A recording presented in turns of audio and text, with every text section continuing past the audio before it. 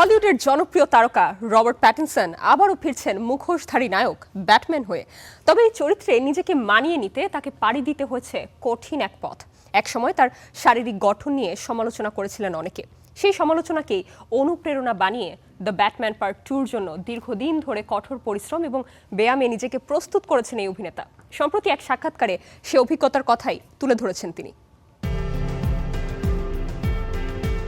Mat Reeves পরিচালিত বহুল প্রতীক্ষিত দ্য ব্যাটম্যান পার্ট 2 ঘিরে দর্শক আগ্রহ এখন তুঙ্গে।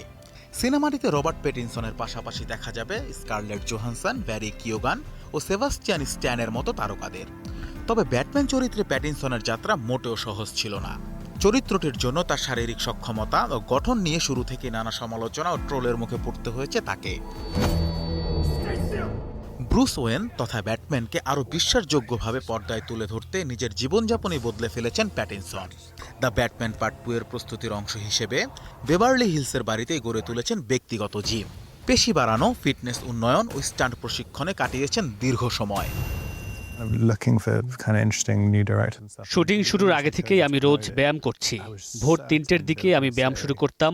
দিনে 2বার জিমে সময় দিতাম। আমার শারীরিক গঠন নিয়ে সমালোচনা হওয়ার পর থেকেই নিজেকে আরও প্রস্তুত করার চেষ্টা করছি। দ্য ব্যাটম্যান পার্ট 2 এর শুটিং 29 মে থেকে আনুষ্ঠানিকভাবে শুরু হয়েছে।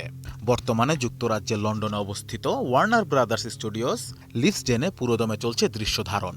পাশাপাশি লিভারপুলের বিভিন্ন লোকেশনেও হবে শুটিং।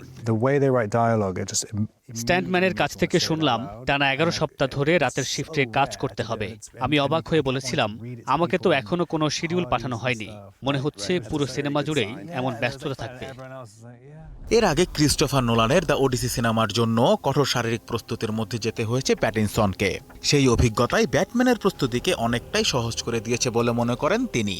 দ্য ওডিসির শুটিংয়ের সময় কলাকুশলীদের প্রতিদিন প্রায় 900 ফুট উঁচু পথ হেঁটে লোকেশনে পৌঁছাতে হতো। একদিন আমার শুটিং ছিল না। হোটেলের লবিতে বসে দেখছিলাম সেট থেকে একে একে সবাই ফিরছে। এত ক্লান্ত মানুষ আমি আগে খুব কমই দেখেছি। অথচ তখনও সিনেমার মাত্র 1/3 কাজ শেষ হয়েছে। টুয়াইলাইটের সময় থেকে সহ অভিনেতাদের ফিটনেস দেখে নিজের উপর বাড়তি চাপ অনুভব করেছিলেন প্যাটিনসন। আর এবার ব্যাটম্যান হয়ে সেই চ্যালেঞ্জকে রূপ দিয়েছেন নিজের সবচেয়ে বড় প্রস্তুতিতে। দীর্ঘ পরিশ্রমের পর অবশেষে আরও শক্তিশালী ও আত্মবিশ্বাসী ব্রুস ওয়েন হিসেবে পর্দায় ফিরতে প্রস্তুত এই অভিনেতা। Anas Imran, star entertainment.